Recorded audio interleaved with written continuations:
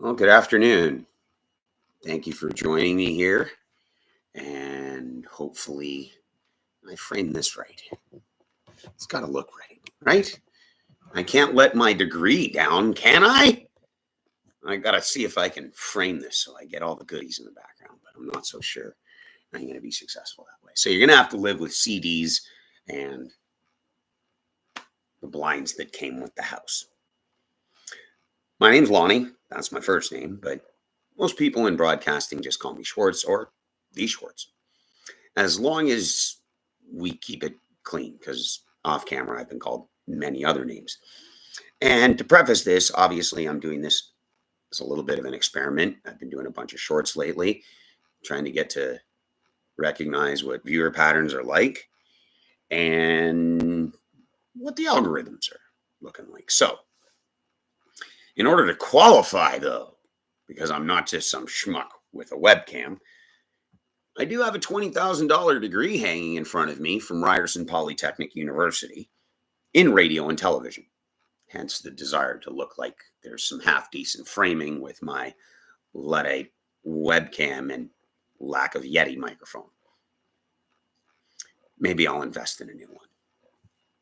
But for now, whoever's joining me, thank you. And as people may join, you're welcome to comment live. And oh yes, what's the other standard part of the YouTube script? Like and subscribe? Is that what you're supposed to say? Again, bit of a Luddite and behind the times here. So I figured today, with a scheduled live stream and the potential for some of you to join me and contribute, I'd go with something that maybe Canadians can understand a little bit more about what's going on in Israel in certain ways. And I'm not even really starting to talk about the war itself, because there are elements that people like to draw to as criticism of Israel. And you're not allowed to criticize Israel, otherwise you're anti-Semitic. No, you can criticize the Israeli government. In fact, until October 7th, that was the major story out of Israel, is numerous protests regarding judicial reform. Now, a lot of people here in Canada were starting to go, yeah, look at that, Netanyahu and his dictatorship, just trying to what? And I was pretty naive about this. Now, let's just backtrack a little bit. What similarities do we have? Well, obviously, we've got a judiciary, so do they, but they also have the Knesset, which is our version of parliament, and they have a parliamentary system. America does not. So we already differ from our bigger little brother that way, but we share a very, important similarity with Israel. Because in a parliamentary system, you have to form at least somewhat of a coalition to get anything done, right? So you got parties that are representative of anybody in the country. I mean, if you live in a certain district, though, this is your candidate, this is who you get to vote for, and they have a leader. Ours is currently Justin Trudeau, but he still has to run for a seat.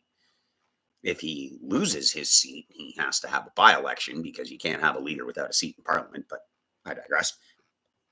And in Israel, you are required to have 61 seats to form a majority government. This is where it kind of gets interesting in Israel, because at least here in Canada, you can hold a minority government without having another election. That's what's happened with the current government, right? Trudeau Liberals won a minority government, but then formed what a lot of people would call a bit of an underhanded coalition with the NDP. That way they can push through a lot of their laws and bills as if they were a majority. Israel, on the other hand, unless you form that majority in the election, which is 61 seats, here in Canada, it's 170, right? So imagine a big old house full of people. If you're in Canada, you need 170 to get your way without question. In Israel, it's 61. However, here's where the rub is. If you're unable to form a majority coalition in Israel, and I want to say it's within a few weeks, few months, give or take, you have to have another election. That's pretty big difference right there, right? So you have to form a majority government. And sometimes that means some uncomfortable allies, right? The current government being Netanyahu was reelected after 3 elections in a calendar year. Naftali Bennett, I believe, was prime minister for a spell. And of course, the president of Israel, as I'm learning, is a figurehead, someone who says, okay, we got our majority here. Yep. All right. Well, no coalitions necessary. Or, hey, no majority. Let's get some coalitions together. And if we don't, we have to hold another election. Interestingly enough, Israel had more elections in one calendar year than Hamas and Fatah have had combined in nearly 20. But I digress. Here in Canada, this colluded majority government will likely remain in power until 2025, which is why, in my humble opinion, it is a bastardization of our election laws. You formed a majority government without us really voting for a majority government. In Israel, it's a little different. Like I said, you have to form one. Otherwise, you don't really get to form a government. That's really interesting. Do I agree with that? Not really. I think, like Canada, if you are able to cross the floor with certain parties on matters that are important and you get that uniform approach to new laws or bills that are affecting your constituents, that's the more appropriate way. No underhanded coalitions. And in my opinion, Israel, you don't have to form this majority government and uncomfortable alliances that often deteriorate very quickly and lead to costly elections. Some pretty interesting similarities so far, wouldn't you say? Canada and Israel, parliamentary systems, okay, similar government. I mean, population-wise, it's a little different. Israel's total population, just around 9 million or so. Canada's kicking around 40, hence the differentiation in seats. But something else that I want to say that is very important because, again, people refer to Israel as this totalitarian state and, oh, they're trying to reform the judiciary. And, well, there's a really important reason for that. You see, they don't have a charter of rights in Israel. They don't have a constitution. They have your basic principles of don't murder people, right? There's no, are we going to contextualize murder still? No, murder's wrong. So the judiciary can go with the simple stuff. It's the other rules of law that apply to governance that people find contention with because they're saying, well, Netanyahu's trying to manipulate this Supreme Court to his own wills, right? Creating this environment that will eventually perpetuate this dictatorship. And I tend to disagree with that because if they were to have some judicial reform, well, that means it's precedent setting. That means it applies to all governments, no matter who's stepping in. So it's trying to form some checks and balances, if you will, between the government and the judiciary. Now, unfortunately, again, there's no binding agreement. This is where it's really important. And I don't think a lot of people understand this. And I always footnote this. Canada's Charter of Rights and Freedoms, and I totally forgot this because it's been a while since high school. Ours was born in 1981.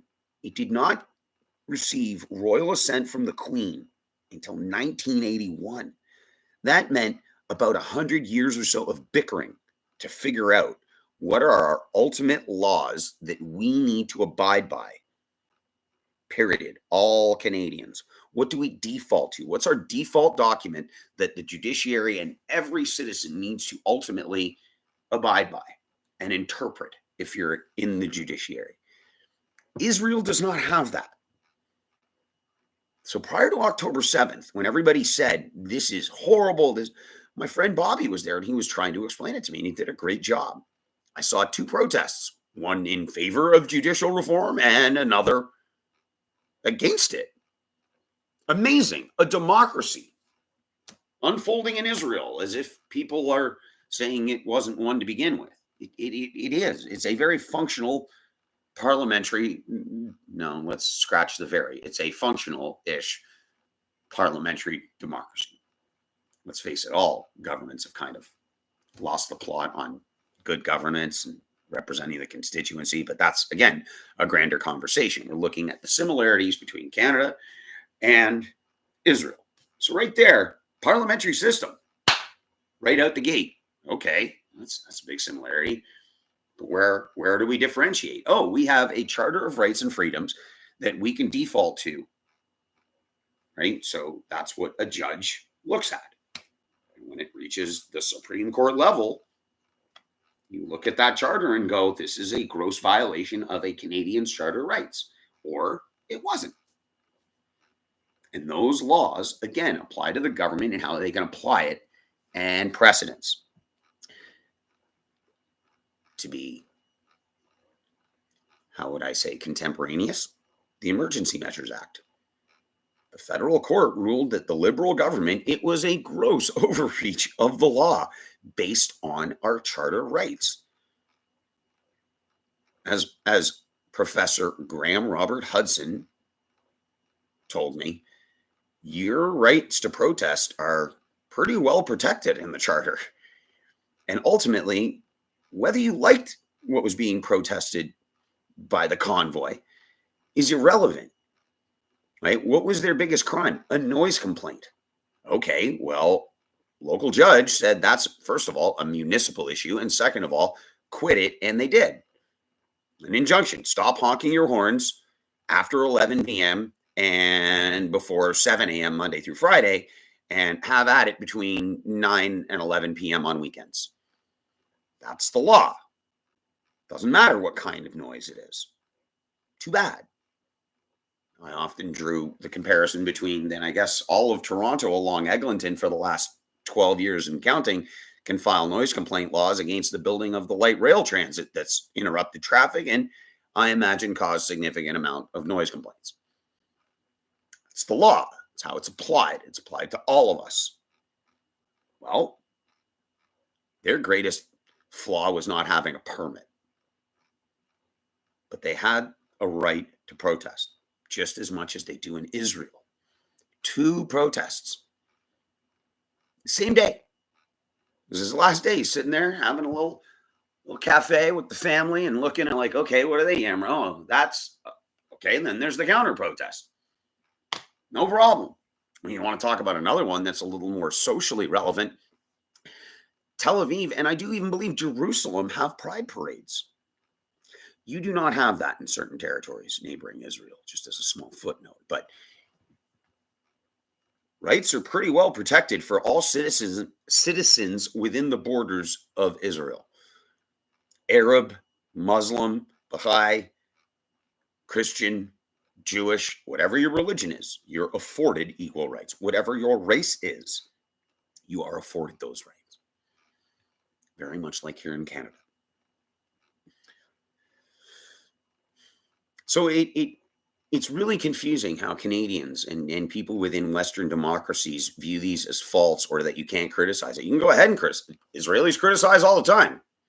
They have very legal means to protest. They've exercised that right, just as you have here in Canada or in any other real Western democracy. Now, to my understanding, they didn't burn down small shops and loot, but clearly there are people in favor of keeping things as they are, and people who recognize that maybe there are some checks and balances that both the government and the judiciary need to abide by.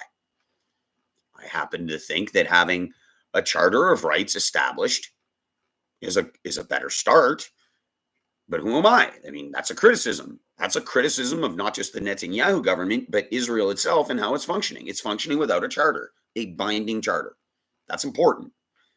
And considering how long Jews and Israelis themselves bicker about things, that could take a really, really long time. But that's what democracies afford. The time to talk, the time to vote, time to be represented. So we have that there.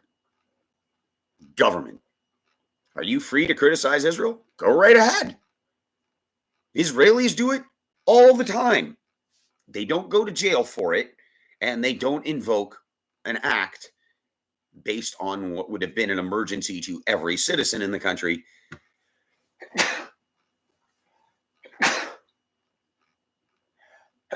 Always in threes, and I don't have a cough button. I apologize. But Israel is not a perfect place, but you can criticize it. Trust me. Doesn't matter who's in power either. Trust me, Naftali Bennett felt it pretty swiftly. Every government has felt criticism by its own citizens and internationally. It just so happens that Netanyahu has won considerable amounts of elections. Whether we like to acknowledge it or not, Israel's prime concern was security. Unfortunately, he kind of blew it on October 7th, so there's a lot of people on him about that already. In the Knesset, they're protesting against him. And in all likelihood, he'll never be reelected. October 7th is a real big deal when you consider that his major platform is the security of Israel. So people are fairly criticizing that. Canadian, I am. Excuse me, I might need to blow my nose. Live. Catastrophic sin, a blight on my degree. By the way, I was going with Graham Robert Hudson earlier, by the way, in reference. He is the Dean of Law at Ryerson Polytechnic University, formerly now the Metropolitan University of Toronto. So if I'm going to cite certain people, I should at least credit them appropriately. Sorry, Graham. Or Professor Hudson, as you were professionally known. I've happened to know him since I was 12. I asked him a lot of questions about international human rights too, because that's what his specialty was. So I go to experts, ones that I trust. Is he a friend? Yes, but he'll draw me no quarter. He'll tell me if I'm right or wrong about the law. I haven't been wrong much yet. I always say, much as I've got that degree, I could have gone to law school. I just didn't want to read for another decade. It's like, wait, I got to go to school for another 10 years? Well, yeah. I don't want to go to school for 10 more years. Well, that's what you got to do to be a law talking guy. I'm like, well, then I guess I'm not going to be a law talking guy. Oh, well. Could have been in government. I did run for local government here in Marmot. Now, I do have some notes because I want to make sure I have numbers right and I don't want to be going back and forth through screens. So what have we gotten out of the way here? Well, our similarities with government. See, yeah, got it. Precedent. Got it. Done. Hit the major sentient points about our parliamentary system. But here's another one that's kind of interesting because everybody here in Canada has their opinion, generally speaking, on our First Nations. Now, I'm one of those people that sits there and goes, it would be ridiculous to deny who was here first. It's very clear, even if you have a rudimentary memory of what you went through in high school about First Nations, that they migrated, much like everyone else, from the cradle of life in Africa, as we know it, homogeneous, Homo sapiens, migration patterns that we tend to note, and they came on up right through the Bering Strait, ended up here in Canada, and then kept going down south, right? I know that's the Coles Notes version, but that's the origins of our First Nations or Native Americans. I don't see anybody disputing this. It's part of our history books. It's important to recognize that, yes, they're first for a reason. We tend to forget that in our Canadian history books, they warred between each other, though. And this is where I'm going to get a little interesting with you, because you see, we often refer to Israel and Jews as the 12 tribes of Abraham. I'm hoping I pronounce this right. Again, I'm not a biblical scholar, and my pronunciation might be off on this here. But we've got Reuven, Shimon, Levi, Yehuda, Issachar, Zebulun, Dan, Naphtali, Gad, Asher, Joseph, Benjamin. So those are the 12 tribes of Israel. Now, I just took down 6 because there's a lot of subsections here that are way too many to mention. But in Canada, we have the Cree, the Dene, Dakley.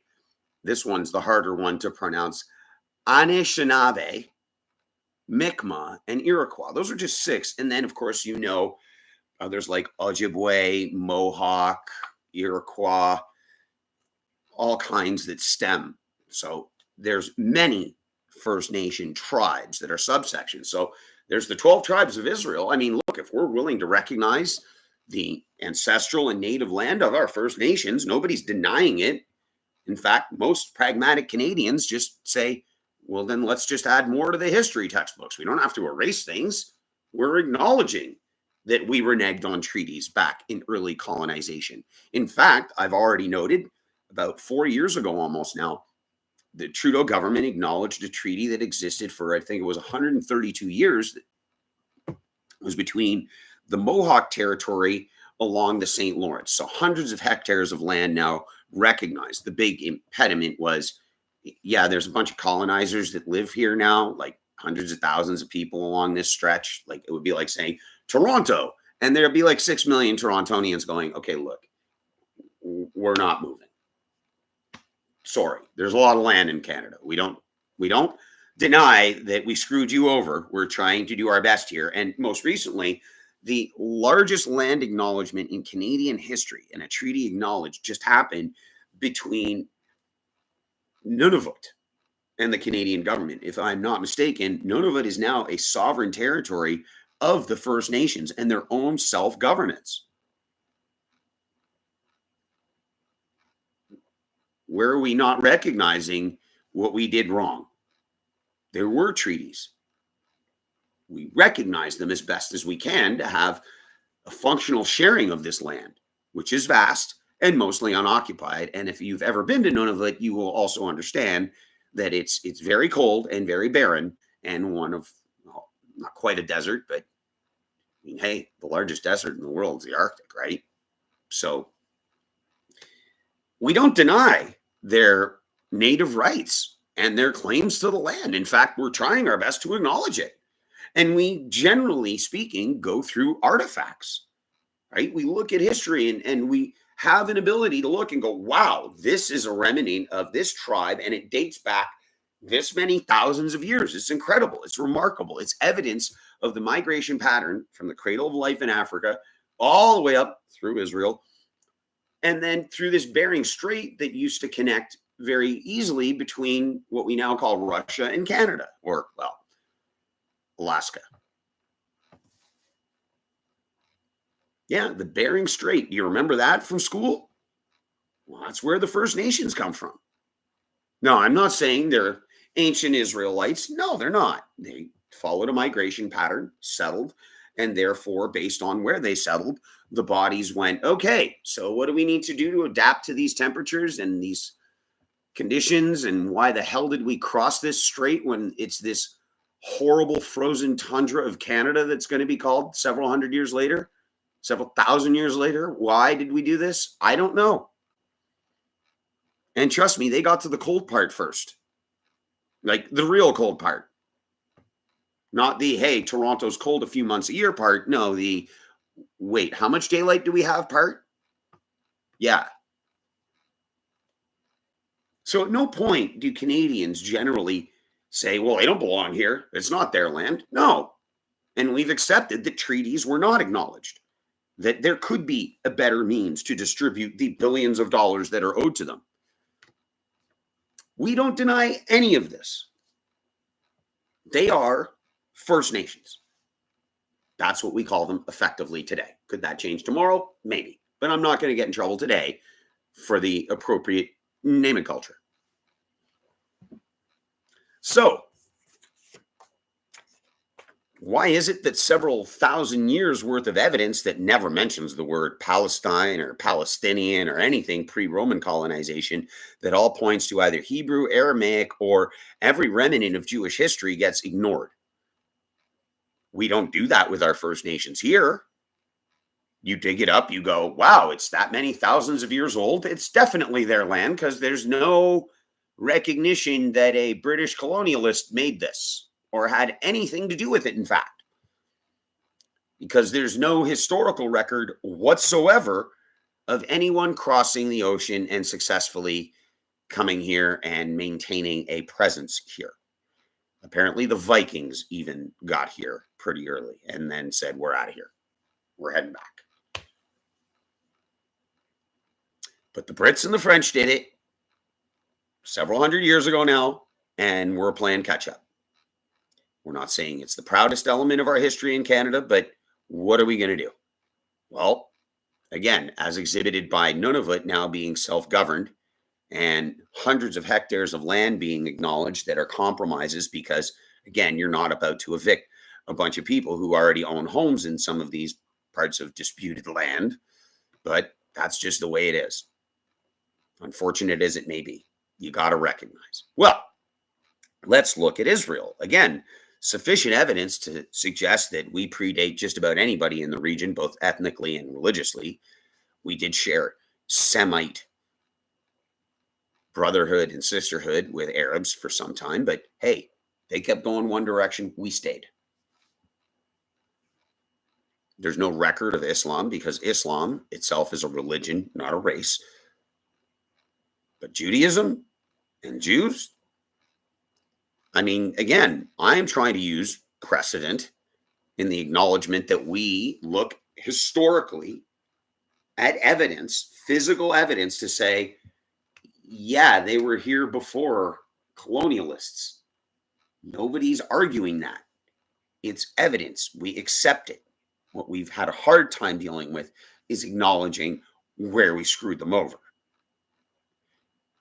Where there's a hard time in history with Israel and Jews is saying, go back home. Okay, well, we do want to go back home. That's Israel. No, your home's Poland. It's Germany. It's, no, you weren't expelled from the land. Well, if we afford the same proof that we do everywhere else for land claims, then I'm sorry, you are just objectively wrong. You don't even need to refer to anything biblical for it. You pick up artifacts and it shows that there's Hebrew written there, which is the longest continually spoken language on the planet today. Right? I know the roots are in Aramaic. If anybody wants to comment and go live or not, you're wrong. Aramaic is obviously first, but we came along with some Hebrew and nobody speaks Aramaic anymore. But Hebrew's been continually spoken by the Jewish people for thousands of years.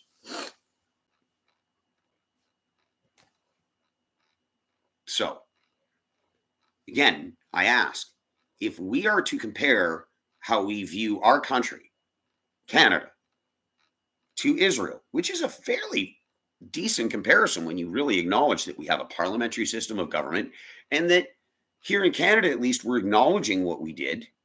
Right? There's not a lot we can do to turn the clock back and fix it then, but hey, if people are pragmatic and view things as they are today, well, you can get a lot done. Unfortunately, nobody really is genuinely recognizing Israel's right to exist or our claim to it being our ancestral homeland, no matter what the proof is. People who cling to their Bibles or their Quran or whatever religious text. Oh, yeah, no, you don't have any right to it. Sorry, what? And then just from an empirical standpoint, with no religion, right? Coins, monetary exchanges, documentation, just straight up documentation of this is the land of Israel. There are a bunch of Jews here. I'm paraphrasing. Even when colonialists came and went, like, where do you think the expulsions and ethnic cleansing came from thousands of years? Now, of course, there are Jews that just decided to keep going north. But by and large, our presence in the land of Israel has been continuous. Even during those ethnic cleansings and expulsions, there's a handful that's still stuck around, along with Arabs that live there too. Right? You look at all the Arab majority countries that surround Israel right now, there aren't many Jews left there. And they were ethnically cleansed in some, and others it's like, no, we've got Israel. We're back. We're leaving. We know we're not welcome here. We're out. But why were they there in the first place? Because of millennia of expulsions and ethnic cleansing. And ethnic cleansing doesn't necessarily mean death. It just means they tried to water away our history and humanity and culture. Didn't mean kill. It was just, no, you're out of the land. There's no real, but unfortunately for them, there's enough history remaining behind for us to go, we've been here a really long time. Like thousands of years. Our religion predates you. Our ethnicity does predate you. Sorry. And again, nobody argues this with First Nations here in Canada. Nobody. Or at least anybody reasonable shouldn't. I don't. We may bicker and argue about how we deal with things currently, but I think most Canadians would agree to learn more about the history and acknowledge it, to add to our history books, isn't unreasonable. And again, if you're just missing this comparison where I'm at with our First Nations, I mean, you've got Cree, Dene, Dakley, and this is the harder one, and I don't want to screw it up, Anishinaabe, Mi'kmaq, Iroquois, and all of the other names that you kind of know, like Ojibwe or Iroquois, Algonquin, Mohawk. Those are subdivisions essentially of the main tribes, much as we always acknowledge they're the 12 tribes of Israel, right? Reuben, Shimon, Levi, Yehuda, Issachar, Zebulun, Dan, Naphtali, Gad, Asher, Joseph, Benjamin. I mean, if you're going to acknowledge the same way you do here, we have that claim. If we don't dispute anybody else based on the same evidence or precedent, if you will, why is it that that standard is applied to Israel and Israel only? And that's where we tie in. Well, can I criticize the Canadian government? I do all the time.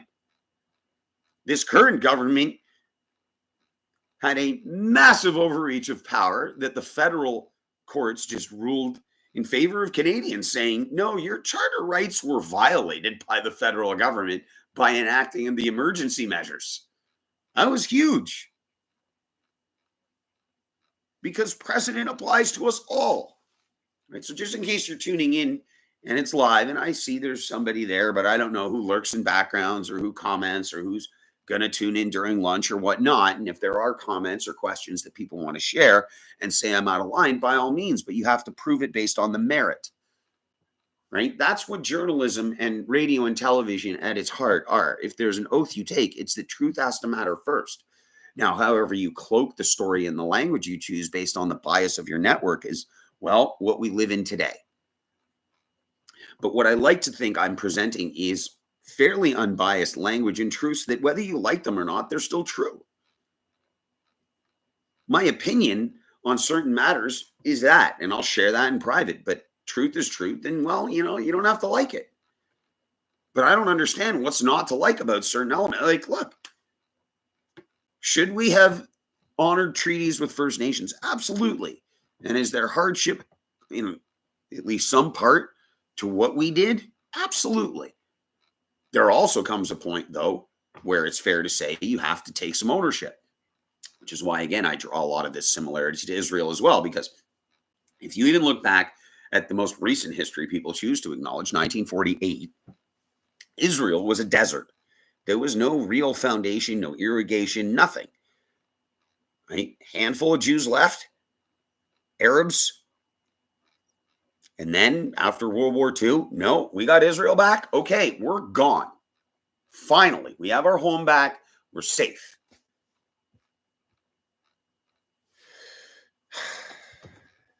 Sorry, I kind of got a little off track there. That's our land. We got it back and we're safe there. Continuous use of language and presence, acknowledged or should have been, but doesn't. No evidence to suggest whatsoever that a Palestinian existed before the 2nd century when the Romans called everyone Palestinian, Jew and Arab alike, because they colonized the land. That's the origin of the name Syria Philistina. That is the origin, derived from the word Philistine, which I've shared already in other short videos. But anyhow, which, by the way, like, subscribe, and the whole rest of the script here when it comes to going live or presenting shorts on YouTube. But yes, I'm trying to sift through language. And if, by the way, anybody catches me going on a tangent, you're welcome to mention it in the chat and go, hey, can you rein that back in? I wasn't a little clear on that. Go ahead. I'll take some direction and redirection. But in trying to stay on point, the more we learn about Native history and how we can be doing better by acknowledging these land acknowledgements. Okay. How? You can't harbor the past if we're going to try and move ahead effectively, really, on these levels. Nobody's sitting here suggesting that you like what's happened to First Nations since colonization. But here's where I was going, a certain degree of accountability, whereas Israel was a desert with nothing. And now you look at Tel Aviv and it's thriving. Clearly, it's one of the most expensive places in that part of the world to live. There's irrigation, there's technology, there's just about anything you can shake a stick at is in Israel. The old city of Jerusalem is, yes, very old and built, generally speaking, with Jerusalem stone by law in order to preserve the history of Jerusalem itself. There are very few large modern buildings in Jerusalem.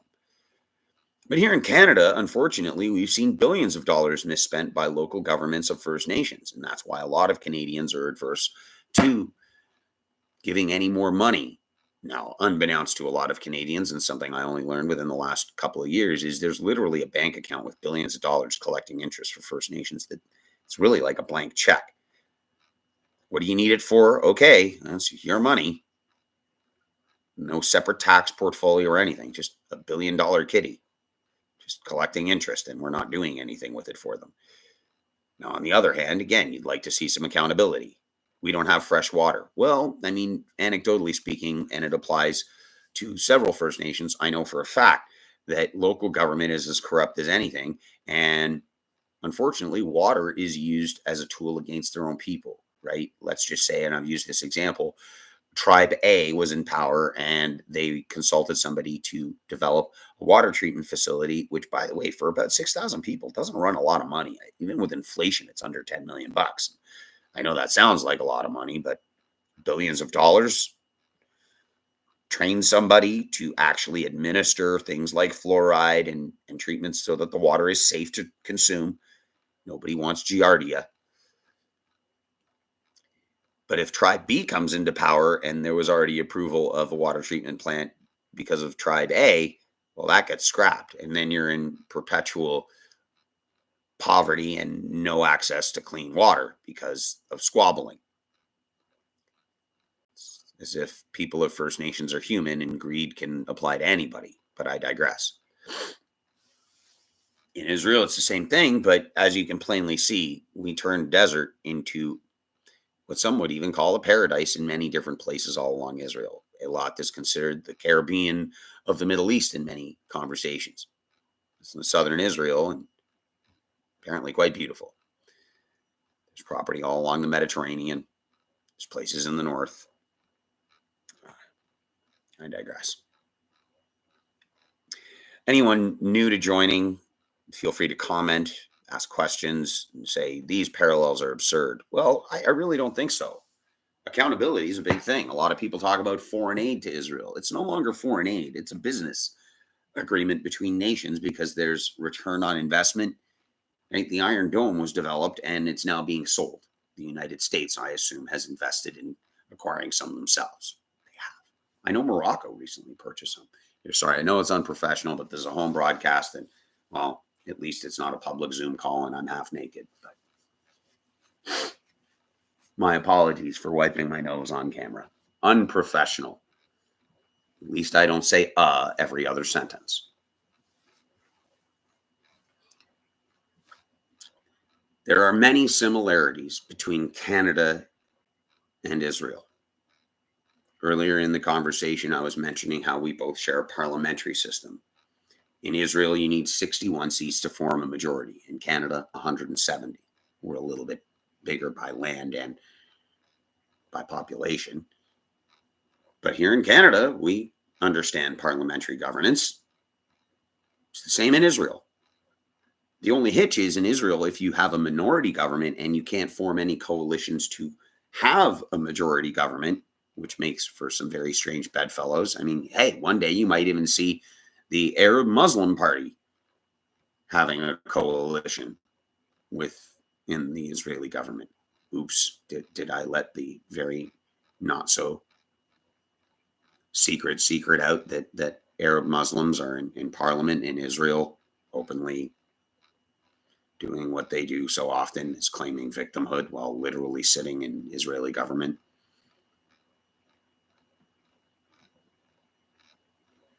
But I digress. It's a parliamentary system. And if you don't form a majority government within a certain period of time, depending on the president overseeing what's going on, because the president of Israel is just a figurehead, really, similar, I guess you could say, to our governor general, who says, no, you got to form that majority. And if you don't, time's a ticking, going to cost a lot of money for another election. Here in Canada, you kind of just collude with another party. if you share enough of the same ideology and then form what is essentially a majority government by proxy. I mean, you can criticize the Israeli government for forming the majority coalition, which again can be some very strange bedfellows, or you can do the same like I'm doing right now and going, wow, it's really interesting. I mean, I didn't quite, no, I didn't vote for this party anyway, but let's just say I put that shoe on. I go, well, I mean, I voted for the Liberals, not the NDP. So why do I have an NDP government? Israel, on the other hand, it's, well, I mean, I know I voted for them and I hope it's a majority because I really don't want them to form any coalitions with people I don't like. I mean, that's the law there as it stands, at least election laws. One thing we don't share, and I put this out earlier, we have a Charter of Rights. They don't. That's why, again, prior to October 7th, there was a major set of protests in Israel over judicial reform. Yes, protests for understanding that, hey, the judiciary has way too much power and it's got to get reined in. That's where everybody's like, but Netanyahu's evil.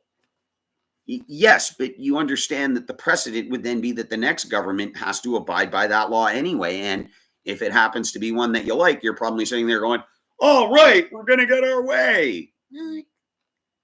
It's how it works, unfortunately, but you need checks and balances. That's what they're attempting to do. But unfortunately, the major detail that everybody seems to omit is they don't have the checks and balances that we do, or America does. America's got their constitution. You can agree with it or disagree with it all you want. Here in Canada, we have a bit of a younger document. The Charter of Rights and Freedoms was not given royal assent until 1981. Canada was already well into being a country from 1867 and onward. So from 1867 until 1981, essentially, well, yeah, there was a constitution. We did not have an absolute document that we could, for our very own rights to be protected. They don't have that in Israel. They're still debating it like it's Talmud. Okay, go ahead, debate that as long as you get one. It took us a while. Why we don't afford Israel that time is like, what, you can't get one together like 5 minutes ago? What's wrong with you? And why do you argue about everything? Well, there's your answer. We're busy arguing over what's going to be an absolute document. Not an amendment, no, we need the full document drafted. And then the majority of people have to go, these seem like, okay, yeah. It's sort of there right now, but not quite. Like, again, you can't just go willy-nilly committing mass murder in Israel and go, there's no charter right protecting against that. Yeah, there's a certain line that most Western democracies accept as the law. But again, that's been the major political issue in Israel. And there are people on both sides that can openly protest. And guess what?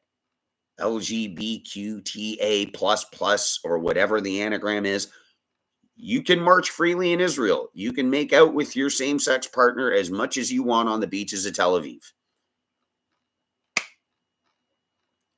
Sound like Canada?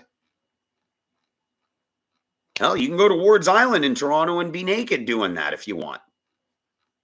I didn't see a lot of nudity in Israel, though, when I was on the beaches of Tel Aviv. The beach. So, some government similarities. That's sounding a lot like Canada to you? Did to me. The more you learn about Israel's government, you can draw a lot of very fair parallels to ours because it is a parliamentary system. The Knesset is parliamentary. That's our form of governance. So, you can complain in Israel.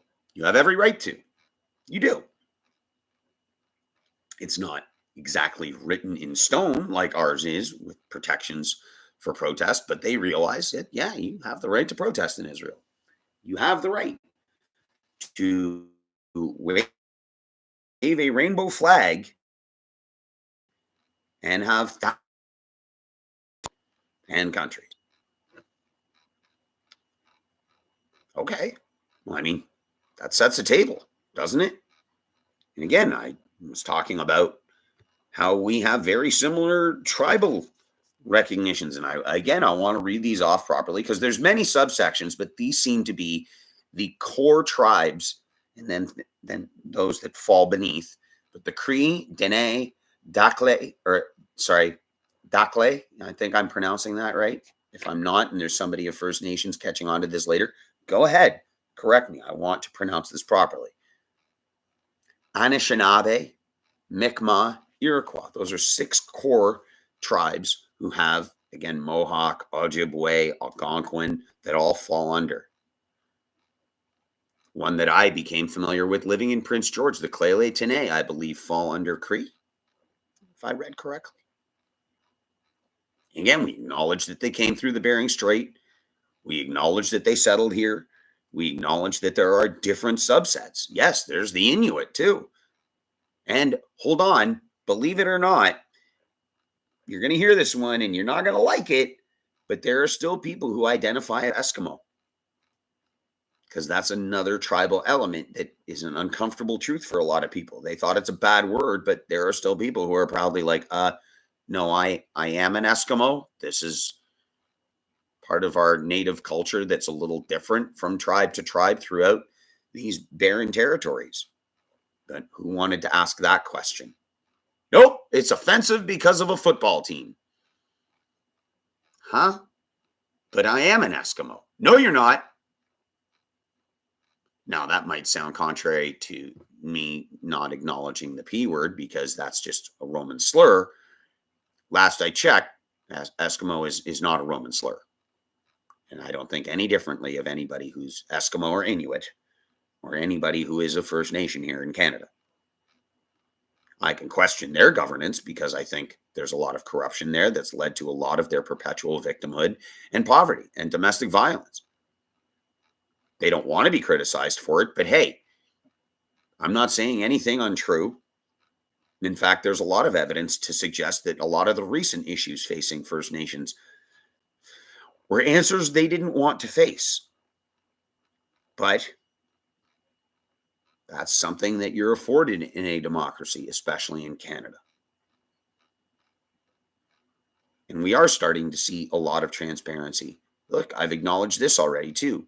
Very recently, I think it was 2023, where all but 8 First Nations now have inter-cooperation between the RCMP and local police. For the longest time, the RCMP was not allowed, the Royal Canadian Mounted Police were not allowed to have an investigation within First Nations territories and reservations. Right? Sorry, that was a local matter. Now there's cooperation. That's great. Land recognitions. That's great. Again, Nunavut recognized. Hundreds of hectares of land, very local to me, along the St. Lawrence to the Mohawk tribe. Right, so we're doing what we can. But what acknowledgement is there of Arabs that don't have their native land to go to? Like, that's a discussion that I've kind of alluded to before, but Jews are as native, pardon my being casual and in my pajamas here, a sense, but they're as native to Israel as First Nations are to Canada. And yet we don't for one second debate the land rights that they have. We try to compromise based on who currently lives where, which is fair. You can't just displace all these people. Sorry, 6 million Torontonians aren't going to sit there and go, oh, we're going to leave our condo now? Not happening. Very similar to Israel. We're not going anywhere because that is our land, actually. And we built it up, and we're actually quite proud of it.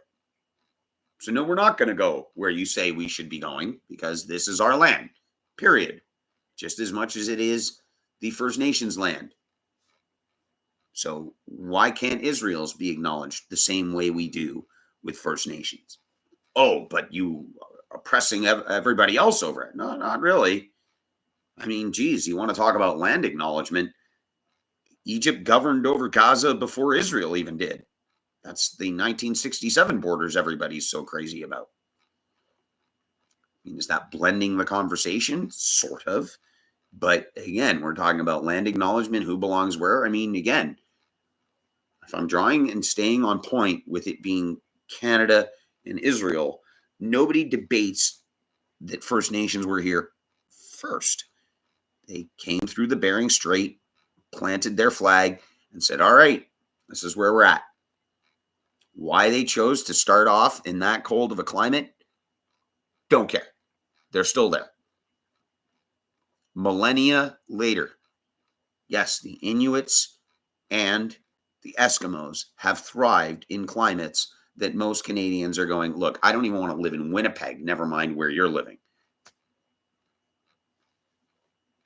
But that's where they live. And we acknowledge that and try to protect those rights in the present, acknowledge the faults of the past. The faults of the past were colonization of Israel, and by the hundreds of thousands over millennia, yes, dispersing. There wasn't much of a choice. Face slaughter, ethnic cleansing. You're from Poland and Germany. Kind of forced out of our land over millennia. So yes, there are a lot of Jews that will be from places in Eastern Europe. I know that my family didn't just stop in Israel.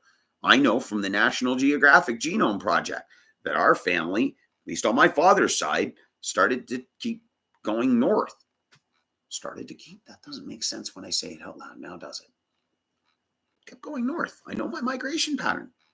I know where we ended up. We ended up where Czechoslovakia was, and then Czech Republic and Slovakia, and now Czechia. I can't keep track of the nationality, but I do know that from my migration pattern, yeah, we traveled too. My last name carries that, as does many others. But from an ethnic standpoint, at no point do any Canadians really argue who was here first. The argument now is, how do we fairly distribute this land, although 90% of it is pretty much inhospitable anyway? Yes, 90% of Canada is uninhabited for a reason. Massive country, small population. Now, Israel, on the other hand, is around 9 million people. Not a very big country, pretty densely populated, and oh yes, equally represented through government. There are Arab Muslims sitting in the Knesset, right there in Parliament. Incredible when you say it's an apartheid state in Israel, but whatever. We're starting to sound a lot alike. There's not a lot to like as a Jew in Canada right now, because we don't really feel protected or have our ancestry acknowledged. Most Canadians here, whether they even agree or not about acknowledging treaties, I don't think there's a single Canadian that even argues who was here first. But when it comes to Jews, we were here first. Well, what difference does that make? Go back to Poland or Germany. Why? Nobody says to any Native American or First Nations, go back to where you came from, because they all go, well, we're from here. Where's there to go? So nobody really says that to them. Rightfully, I might add. So why is it convenient to say to Jews, you go back to where you came from? That's Israel? No, it's not. Yeah, yes, it is. Just like it is any, again, First Nation. This is their native land that, yes, big bad white colonialists who spoke English or French came on over, fought amongst themselves, fought against the Native Americans. Sorry, First Nations. How am I screwing that one up right now? Paint's on me, ain't it?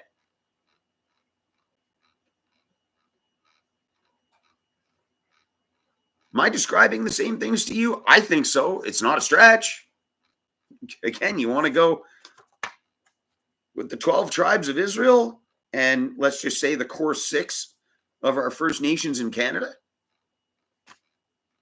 Yes, I made notes. Yes, I used pen and paper. Want to make sure I got the numbers right for you without messing up the screen here. And again, you're all welcome to comment. You can correct me if you want. I'm not sure what you'll correct me on. I don't think I'm out of line in how I'm describing certain elements of Canadian history and our parliamentary system, or who was here first even. But when it comes to Israel and people say, well, is it anti-Semitic? Well, yeah, because you do not treat Israel the same way you do anybody else. When you acknowledge that through evidence of history that nobody argues about, again, I said this a little earlier, right? You have a look and you go, oh, well, that item dates back several thousand years, and we can definitely attribute it to the Cree Nation. Oh, well, okay then. Well, we see this item and we can ascribe that to the Benjamin tribe. No, no. In fact, I'm going to bank that that's Palestinian. Palestine itself, as you call it, didn't exist until the 2nd century when the Romans renamed the land that. So, no. Well, that's racist. Not really. That's just history. You're denying our what? You have no claim or history to the land whatsoever. None. Literally zero. Right? Any Arabs that were in the land, nobody's denying, but the vast majority decided, hey, we're not going to stick around here. Where do you want to go? I don't know. Let's keep walking.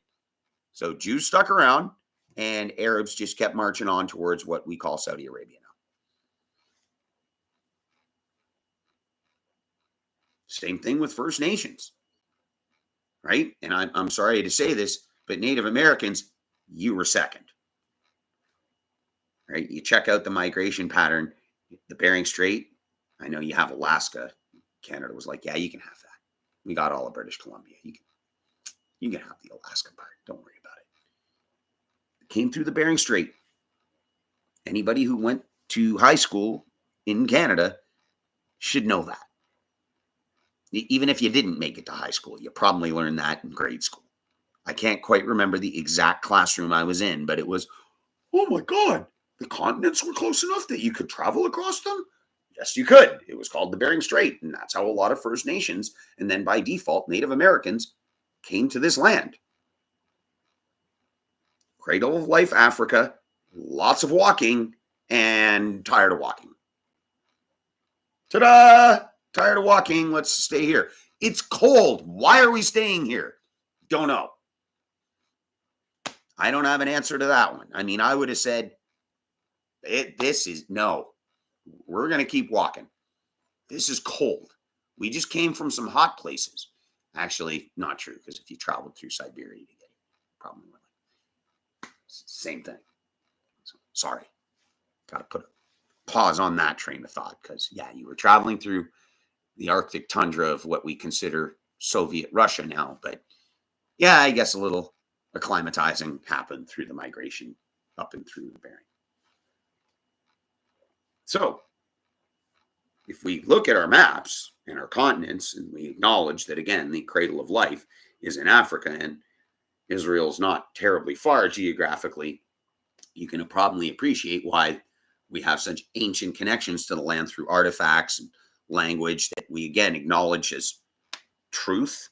Here in Canada, we don't question anything when we find an old artifact from any of these tribes. Yet in Israel, it's like, nope, that's Palestinian. With what language and culture and evidence do you support that claim? That word didn't even exist when we carbon date this. So how is that their land? There is no claim to it that is legitimate whatsoever. Right? We're not displacing anybody because, like, what are we going to say to anybody of First Nations here in Canada? Go back to where you came from. I am where we came from. Oh, yeah, that's right. And you're my neighbor now? Yeah. Oh, okay, cool. Bought a house? You want to have barbecue on the weekend? Yeah. Oh, all right. There's nothing stopping anybody from First Nations living anywhere outside the reserve, by the way. Just putting that out there. And another thing, I mean, look, as much as they may disrupt the railways, roadways, and sometimes there's violence, ultimately, Canada negotiates with our First Nations, recognizing the faults in history where we did not recognize land treaties. We get that. We see it unfold in real time. 2023, again, very towards the very end of the year, our federal government, whether I like them or not, is irrelevant, recognized that a treaty needs to be acknowledged, and now Nunavut, which was an acknowledged third territory, is now a sovereign land governed onto themselves. Amazing. That's the treaty they want. They get it. Great. And not one Canadian is going, what? No. All right. That's your land. We acknowledged it. Hands are shaking. Things are good. Okay. Govern. Go ahead. There was no paragliders being sent into the Northwest Territories or Northern Ontario or Northern Manitoba. Nobody went and started to rape and murder and behead anybody. It was, this is our land, and how do we acknowledge it? Okay. And through the mechanisms of law and parliament, we finally were able to do that without any raping or beheading or murder or violence, really, of the nature that we saw for all these people who say there's this horrible occupation in the Middle East of what? Land that you never really have any claim to? Give me the evidence. Well, it's it. Our religion and people are older than you by every measure we afford everyone else. Therefore, you have no claim. I am just using precedent for everyone else. The same as we used for First Nations here. Carbon dating? Yep. Oh, yeah. Oh, that predates a musket, all right. No argument here. You hear me arguing? Nope. So why do you argue when it's, well, look at this coin with Hebrew on it that is carbon dated to be, oh, you made that up. And there's no way because, I mean, from the dawn of time, even before the Black Monolith in 2001, Palestinians were here. Didn't you even know that Palestinians invented the monolith? Like, Native Americans and First Nations aren't making up their history. There's nobody in Canada going, yeah, that sounds made up. No. I mean, look, I know everything suggests that you carried these types of tools in any historical documentation, even from the horrible colonialists that are French and British. But I mean, no, that tomahawk's made up. That arrowhead's made up. Oh, that sheet of paper in what looks like your language, it's not really. I mean, no, you stole that.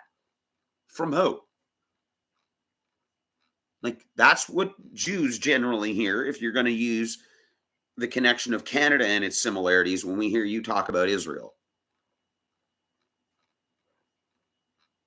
So, why? Well, again, that's the double standard that Jews tend to say. That's why it's anti-Semitic. If we use the same principles to say we identify that First Nations were here first and that we reneged on treaties that we should have, and we should live up to our word, okay, the evidence is there. We don't deny the evidence. That's the land. We have to acknowledge that. Now, how we choose to these days, again, I'm not going to debate those. That's another conversation. But every Canadian will recognize, all right, we even named cities in our whole country. Geez, Canada is named Canada. And if that sounds like a suburb of Ottawa, well, that's because that is the native name. So it exists both federally and municipally.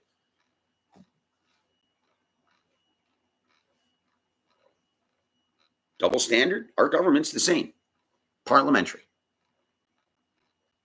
Want to protest? Well, I mean, it depends on who's in government because they might shut you down if they disagree with you. But in Israel, there have been protests and counter protests on judicial reform.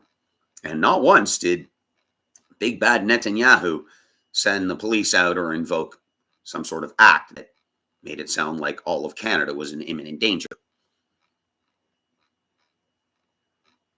By the way, federal court agrees with me than anybody else like me because we realized I didn't feel like I was in danger. And there were already mechanisms of the law that were there to help protect us all. Now, Israel, again, has very similar measures. Unfortunately, the one thing, and again, if you didn't know this, great. You're today years old, you learned something new. I'm only a few weeks old knowing this. They don't have a charter. They don't have a constitution, really. They have some basic laws that are like, well, don't kill people. Yeah, we all agree on some of these principles. All of them, really. Killing people, wrong. Canada, yeah. Britain, yeah. America. Wait, you're not parliamentary. You don't count. Go away. No. Most Western democracies acknowledge these things. But what they don't have is a default document that will keep both the government and the judiciary in check. So the audacity of Netanyahu's government is to have this reform that will then reflect on any government. Right? Again, the big word, precedent. Any country that has a functional democracy, parliamentary or different, tends to have these kinds of documents to fall back on to protect every citizen. Israel, up until now, in my opinion, has done a pretty decent job of balancing that but I don't live there yet. And to my understanding, it's not a bad thing to want to have a little more balance between who has essentially absolute power. You need that document. Well, keep working on it. Canada's was 1981. Confederation was 1867. Do the math for me. Like, these are fair comparisons, fair critiques. People say you can't criticize Israel. You're damn right you can. Go ahead. But when you apply the double standards and you deliberately ignore every factual piece of evidence that Israel provides that would be afforded no contest even in any other conversation, especially Canada, right? Not one Canadian. You pick even the most racist Canadian. Yeah, they got here first, but they don't belong here and we should kill them all. Well, I'm not saying that. But your hardcore colonialist will be like, yeah, well, the Brits should have finished the job. I mean, that's pretty hateful to say, and I don't think any Canadian really upholds that thought, but some might say, too bad, so sad, you signed a shitty agreement. Pardon my French, but most Canadians will go, yeah, land stolen. How can we find a pragmatic way to fix it? And we're starting to do it. I don't even think that the next government's going to stop doing it. They'll just have a way you disagree with, which is democracy, which is what Israel has. They have their far-right parties.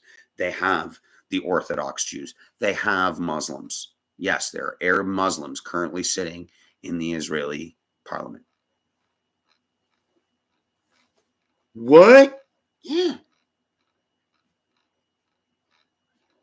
Just like there's a sprinkling of First Nations that can make it into our parliament. In fact, one of the more notorious dismissals in parliament, though, was Jody Wilson-Raybould, who's First Nation, and Justin Trudeau unceremoniously dumped her from the party.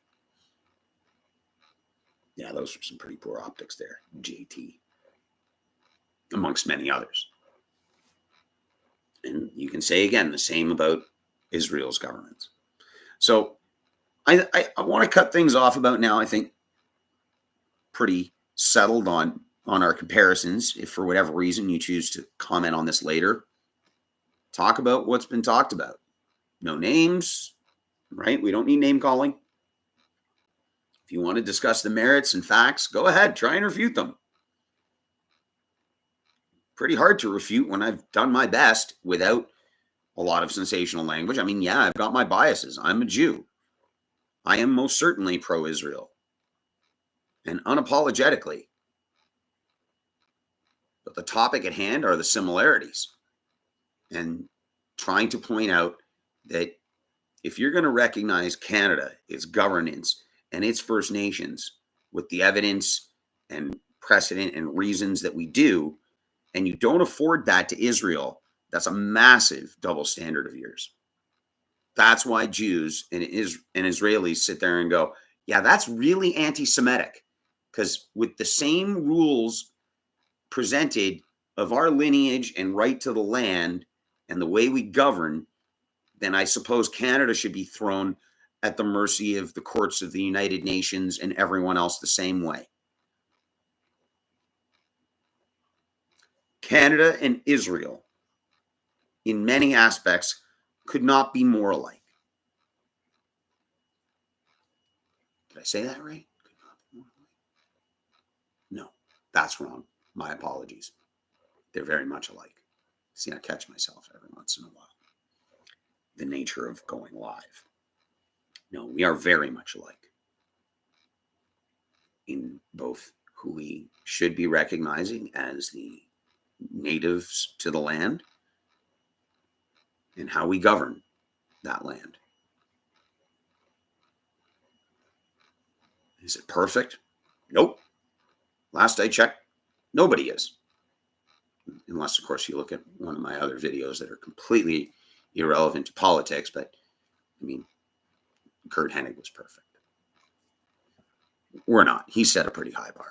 A little bit of levity in what can sometimes be serious conversations is what I try to do here, and what I'll continue to try and do, and add perspectives that might make it a little easier for you to understand what exactly is going on and why Jews and Israelis are rightfully saying, hey, these double standards are exactly why we say you hate us and you hate Jews.